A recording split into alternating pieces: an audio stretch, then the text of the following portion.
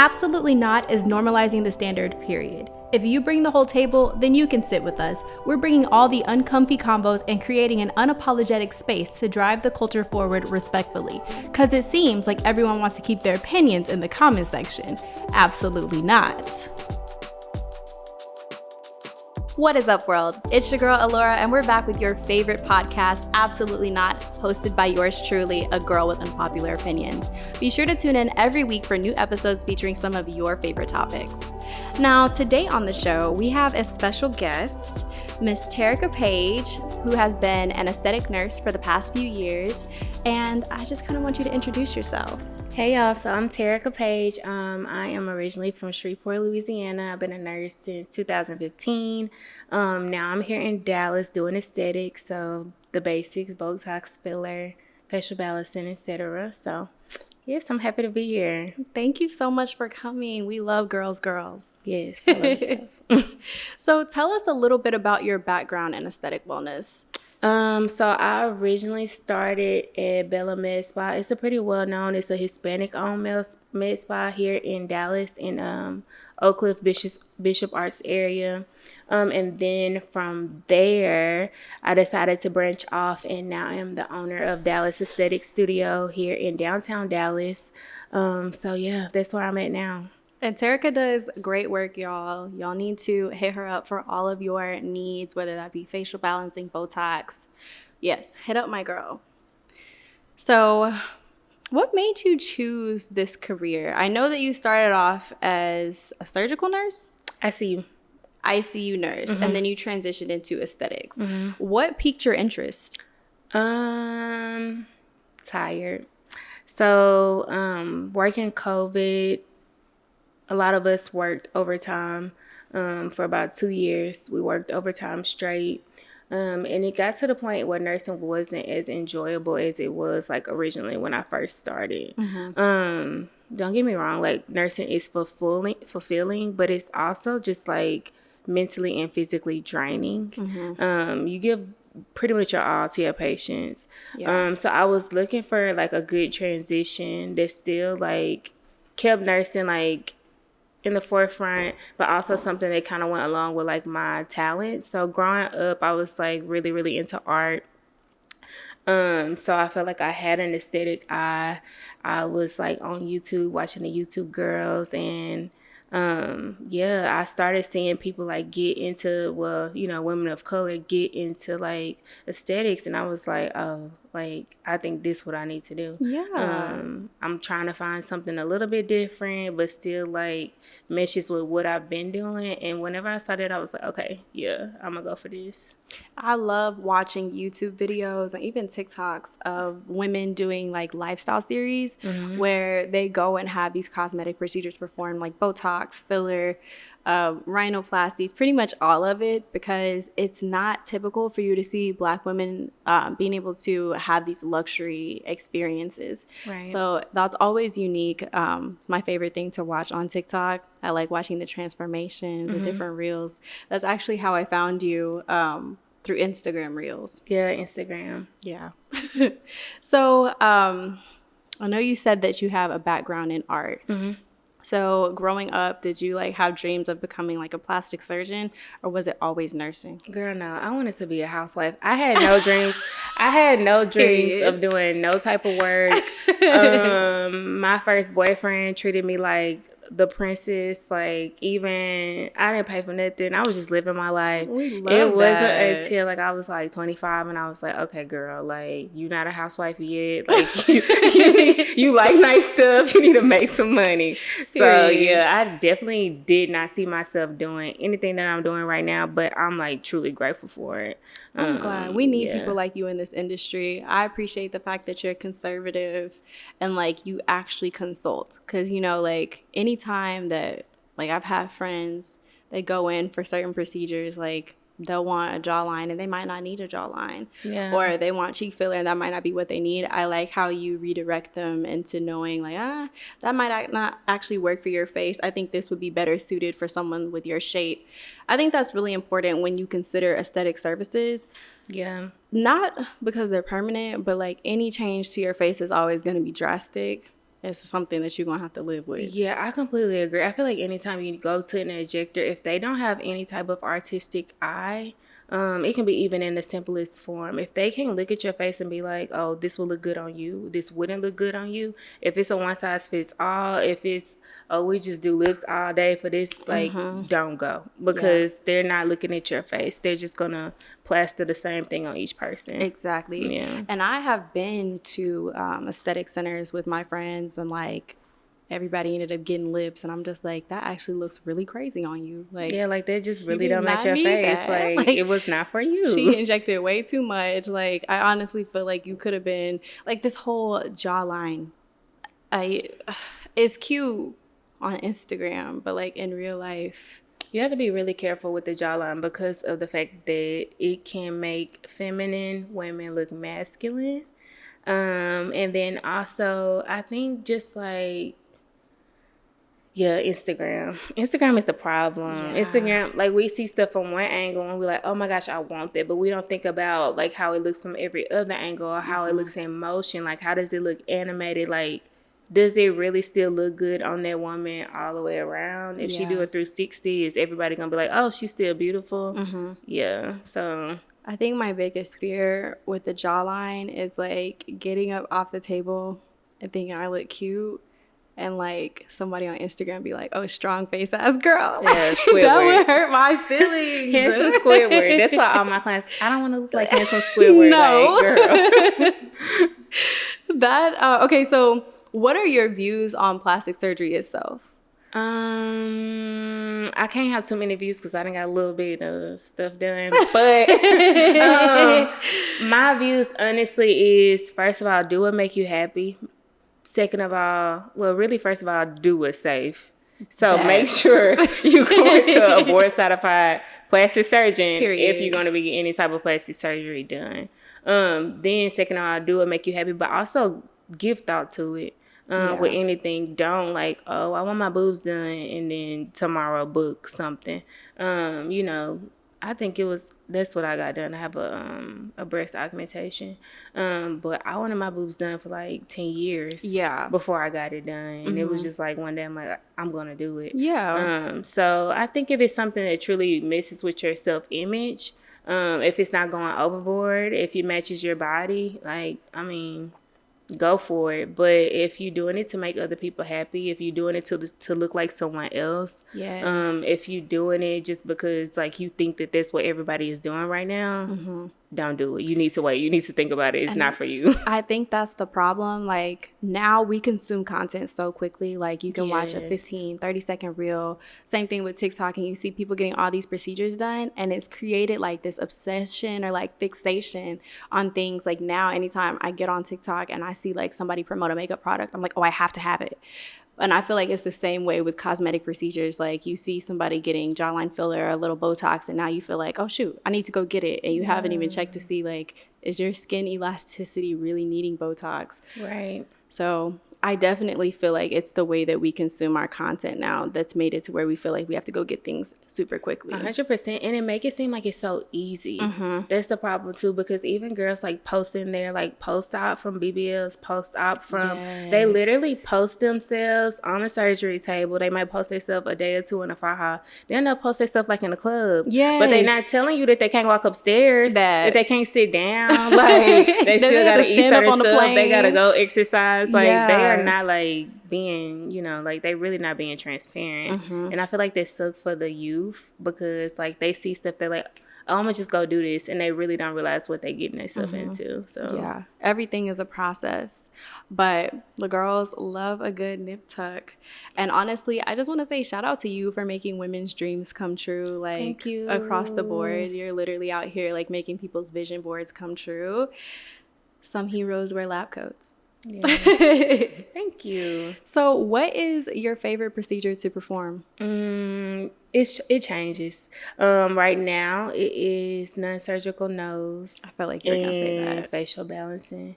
Non-surgical nose, because them people be in there crying. Like, they really be happy. I'm like, oh, that's so sweet. I love that. And it's such like a quick fix to a problem. And it's also like, if you are considering plastic surgery, maybe you could try this first before you decide to like lay down on the table, do something permanent to your face. Facial balancing, I feel like the art side of me just fall in love with it, because I'll be like, okay, I'm looking at their face, I'm trying to like have a vision, and then when the vision comes to life and they just as happy as me, I'll be like, okay, yeah, I love this. So. And I love seeing your before and after posts.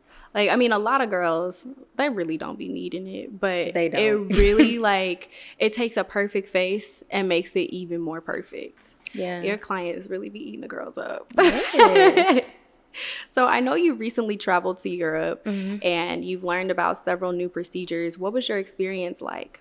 I would say European standards for education are a lot stronger than the American standard. They definitely like drilled anatomy and physiology into us, which is good. I love that. Which is really good, because I mean, a lot of us are nurses, but I will say if you don't have an intensive care or like an emergency background, you that stuff kind of go like out the window once you start working. So I really appreciate that. I think also they are perfectionists in terms of how they think people should look. Yes. The standards are insane, and I feel like over here we kind of take ethnicity into like play whenever we're like adjusting someone's face. Over there it's like a no, one size fits all. Yeah, like your nose needs to be this small, your lips they need to look like this, like your chin, it needs to be this wide, your jawline needs to be this wide. So it's definitely different. I appreciated the experience a lot. I learned a lot. I learned a lot of new techniques, background, and everything. But I think that, coming back home, I still have to take certain things into consideration when I'm treating my clients, because most of my clients are women of color. Yeah. Yeah. So that's interesting. So did you feel like certain pressures while over there when, cause like, did you actually have to inject faces while you were there? So yeah, we did have to, so it was pressure from all angles. First, they would like spit information at us, and we would have to be able to like regurgitate it the next day. So they want you to, teach a certain way. They want you to use your techniques a certain way, and then also they want you to look a certain way. So I felt a little bit of pressure there. We basically like lined up one day, and the physician was like, this is what I think you need. This is what I think you need. This is what I think you need. Like pretty much every single person there, he was like, I'm just going to look at your face and tell you what I think you need. And whenever he looked at my face, he pretty much was like, full face. He was like, you need your nose done. He didn't say, I mean, my lips huge. You don't need your lips done. Smile lines, under eyes, chin. He didn't say anything about my jawline, but I was just like, in America, I think I'm a pretty top tier girl. Like, yeah, eating the girls up, no makeup. I'm like, okay, but over here it's just, I feel like if you don't have thick skin, this don't matter what country you in. If you don't have thick skin, whether you're in America, you're in Europe, you're in Asia, if you do allow the beauty standards of other people to like, weigh on you, you're going to end up changing your face. Yeah. Yeah, you're going to end up changing your face, whether it's for the better. I hope it's for the better or for the worse. Yeah, and I totally agree with that. And I think that's kind of what we're seeing in the industry now. Like on social media, you see a lot of these influencers looking one way today and then a different way tomorrow. And I think what's crazy is how they deny the fact that they've had anything done, which your business is your business, but like we can see it. Yeah, we can tell. Yeah, we can literally see it. So now let's talk about the dark side of beauty enhancements. I know that you talked about like being in Europe and having to follow European beauty standards. Do you think that like aesthetic services are addicting? I think that once you see that you can fix one thing so minor, so easily within maybe a 30-45-minute appointment, you go home and you say, oh, I got a little bit of cellulite. Like, maybe I can get that fixed. Like, one side of my face is drooping a little bit more than the other. Maybe I can get that fixed. Yeah, I think it's definitely addicting. And it's like, it's always going to be something. Nobody is made perfect. All of Exactly. us are naturally asymmetrical. So everybody like, one side of my lip is bigger than the other. Girl, that's how God made you. Like, you perfectly normal. So Period. like, it is what it is. But I mean, And I completely and wholeheartedly agree with you. Like you said, I'm all for the girls, like doing whatever makes them feel happy. But I honestly feel like social media is the blame for the rise of cosmetic procedures. Like plastic surgery has been out. Like you saw, like I went to private school, so like the moms were having procedures done and stuff, and I could tell. Never really knew what it was, but I knew they looked different. So like I said, it's just always been around, but like, you know, when we had the all-time high of the BBL procedure, it became extremely popular, especially once it became affordable. And I just remember being in high school watching Dr. Miami on Snapchat. oh, Dr. Miami, I Yes. forgot about that. I used to watch him Like, all day. Yes, in class, like there were like all my classmates, we would always talk about like, oh, when I grow up, like we gonna get a BBL. Where he at now? That's the He's question. he's on TikTok now, girl, like making funny TikToks. But like every girl aspired to have a BBL body, and like we were only huge like butt. 18. Like that's crazy. We weren't even fully developed, but social media made us feel like we had to kind of speed up the process. And what scared me the most with that entire era, like the BBL girls, is how many people died having these procedures. Yeah. How many people died? How many people didn't do their research? How many people didn't understand their post-op process? How many people didn't even get the results that they signed up for because of the fact that they really didn't even look into like it Anything. at all? Yeah. Like They just saw it. they was like, saw it, I want it done. Yeah. And I heard stories about people traveling to places overseas like Dominican Republic to achieve their idol image. But there was one woman who woke up and was missing her kidney. I saw that. Like, could you imagine? But just imagine what else probably missing too. Yeah. It's no telling. Yeah. like you just noticed that, but I would have gone in for a full body scan. Like I need to make sure everything's in place before I leave. But honestly, that would have been like a red flag for me anyway. Like I would have automatically thought that. I think for me, even just like going to another country, no offense to the girls that do it, because it can be done safely, but it take a lot to be done safely. Going to another country, having a doctor, a nurse, and a CNA, and nobody is fluent in English, yes, and you're letting them touch your body is wild. You have nobody to advocate for you. To truly have a translator to go with them. 9 times out of 10, you got to pay for, you know, everything for them to stay with you at all times. Like, yeah, not gonna do it. Like, and I think the saddest part about that, like the lady that passed away while having her procedure in the DR, like a lot of these plastic surgeons were not board certified. You saw all these terrible reviews and they did it anyway. But I think like it was kind of a selfish decision because like her mom didn't have a passport and she ended up having to like get one overnighted just so that she could come over there and get her body. Like we don't think about these things when we make these decisions. And like her whole family, they had to have a funeral for her, but also had to fly out of the country on short notice. I'm pretty sure the flights were sky high. Yes. My mama would be so embarrassed. Yes. What did she say? Like, what she got? My mama would have been like, what do I even say? I actually don't even think that she took interviews or answered any questions. Because that's embarrassing. Yeah, it really is. And I think the lady had kids too. So, like, she left a whole family behind over a little booty. A little booty. Everybody risking it all for the booty. Yes. And I think, like, okay, so we saw like guys commenting on a girl's pictures that had this image that they were upholding, and honestly it's not their fault. Like they were being conditioned to, because we saw that our Instagram algorithm change. It went from showing us our friends' posts to like being more geared towards celebrities and influencers and people that looked like that. And so around the time of the pandemic, we were all on lockdown, we were all on Instagram. And they released that new series of filters, like where it was like perfecting your face or whatever. So you see like you have the big lips when you get on Instagram and the high cheekbones and the jawline, and you look great, but it like made everybody now have facial and body dysmorphia. Mm-hmm. And now the BBL era is like gone away. Like it's pretty much phasing out. But I would have considered it a pandemic within itself because a lot of people died doing that too. Yeah. But I would also call it the Kim Kardashian complex, because we saw her go from being like a thick queen, like she had a body, and now she just weighs like 118 pounds.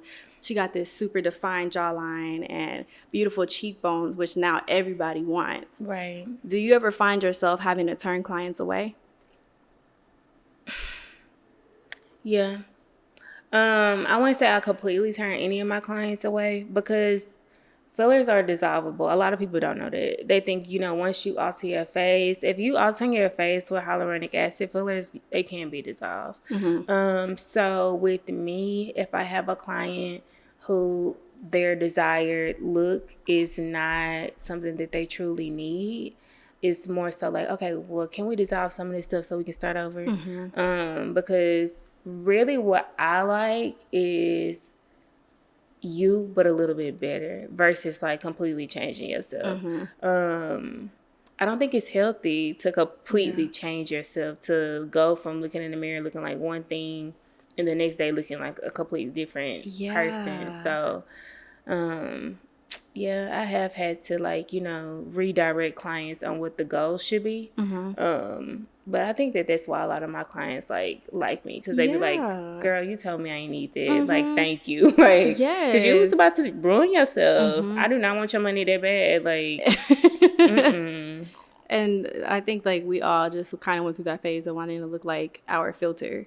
Right. And that's the thing, like everybody wants to live a filter-free life, but without doing the work.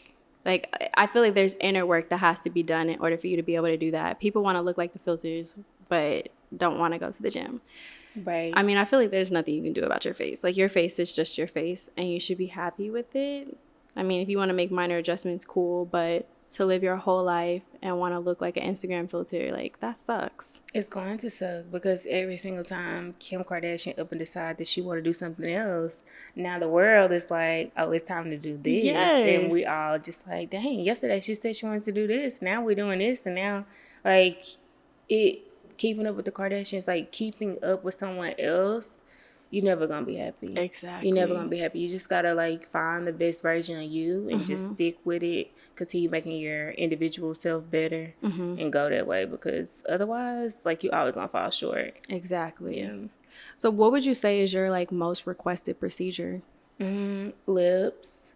And what's so crazy is now like people are even like saying, oh, I come to you specifically because I like how you do lips because you do them natural. Mm-hmm. Yeah. Because I don't know, like, if, like, everybody was, like, paying attention to, like, the Russian lip phase. Yes. It was the keyhole. The keyhole pout with, like, the, like, high tall, top like, lip.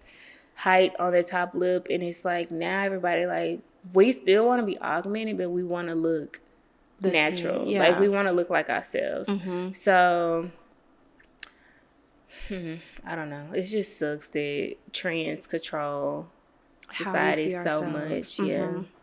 And like I said, I just think it's worse because of the way that we consume content.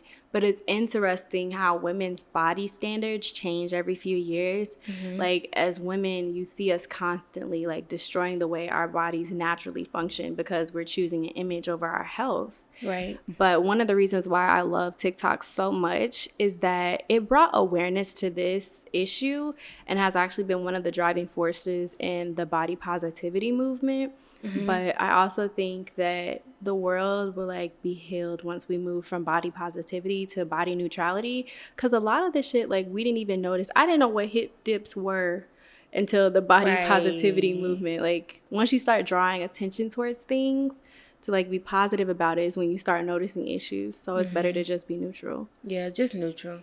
Just happy with what you have. Mm-hmm. And what you don't have, it is what it is. Yeah. Like, maybe you weren't meant to have it. Like, exactly. And I feel like once we develop that sense of awareness and can understand that, like, we're never going to be perfect. It's always going to be something that we're missing. I think that we can heal from this. Yeah, I completely agree. Thank you so much for being on the show, Terica. Thank you. Happy to be here. Girl, you were awesome. We hope to have you back. But before we leave, what is one piece of advice you would give a girl in her 20s who's considering beauty enhancements? In her 20s, 25 and down, to be honest, you haven't came into what you look like. Like, you haven't, I feel like my face didn't like mature and stay the same. I mean, we all changing constantly, but mature and like kind of have like a good like constant flow. 25 and up. Yeah. So 25 and down, not even just your face, your body. Mm-hmm. Like, when I got hips, I got them. Yeah. But before, I did not have them at all. So I think before you get to a certain age where you can be like, okay, I'm fully grown. Mm-hmm. Don't consider much. Now, if you like 20 and below and you have like something that's truly like detrimental to your emotional health, enough that your family can see it, your friends can see it, I can understand that. Yeah. But other than that, I say wait until you like into your grown woman age. Yeah, before you decide to change anything. I wholeheartedly agree, because like growing up, like I said, everybody in my high school class, we all were like, we gonna go to Dr. Miami. I'm gonna save my $50,000, because that's when BBLs were like astronomically high. I know. Then all of a sudden they went down to $3,500. Like, what? Something not right. No, that's not the same BBL Kim Kardashian got. But yeah, I wanted to have a BBL, and I was a fiend. Like, I was watching all the shows. I was watching YouTube, Snapchat, and then like I grew up, and I'm just like, oh wow, like I kind of got a little shape now. Okay, like it's cool. Yeah, like it's okay. You don't have to have the biggest ass in the world. And like a lot of the girls that did get it done early, a lot of them regret it. Yes, they're getting like liposuction to make it smaller. Right. A lot of women regret it. I mean, y'all saw the stuff with Black China. Yes. All the Instagram girls want to be smaller. Mm-hmm. So she does look good. Yeah, she looks like way younger. Yeah. And that's another thing I'm noticing, like certain procedures that aren't meant for you kind of age you a little bit. Yeah, they'll age you prematurely. Yeah. Yeah. Because I've seen like transformations on TikTok. I'm like, she should have waited on that. Like, wait until you're 30. I still want to look like a young lady, so I'm gonna wait till I'm 30 for Yeah, I don't blame you, because I feel like the 17-year-olds, they be looking 23, 24. Girl, when I see young girls, I'm like, how old are you? I'm like, oh. And now, like, you got high school kids wearing lace fronts, which is why I had to transition out of that, because I was looking like a little girl. Like, they was looking my age. You have like my hairstylist doing lace front specials for back to school, and I'm like, back to school. How did we get here? Like, how did we get here? Because why are y'all going that wig on your forehead at the age of 15? You're not going to have edges by the time you're 20. Like, that's crazy. I had to grow my edges back after that wig era. Start over. Yeah, I had to start all the way over. I was like, don't let me get to 30 and be left off bad and bougie. But yeah. So thank you guys for watching today. Terica, thank you so much for for being on the show. Be sure to let everybody know where to follow you. So at Terica Paige, at tericapage.rn on Instagram. My Instagram is linked to my Facebook, tericapage.rn on TikTok. That's pretty much it. And if you guys share her pricing list, you will get $25 off. Yes, if you share my pricing list to your store, you get 25 off. So yeah, be sure you look out for that. And when you go to Terica's page, comment absolutely not. Thank you guys so much for watching today, and we'll see you back next week.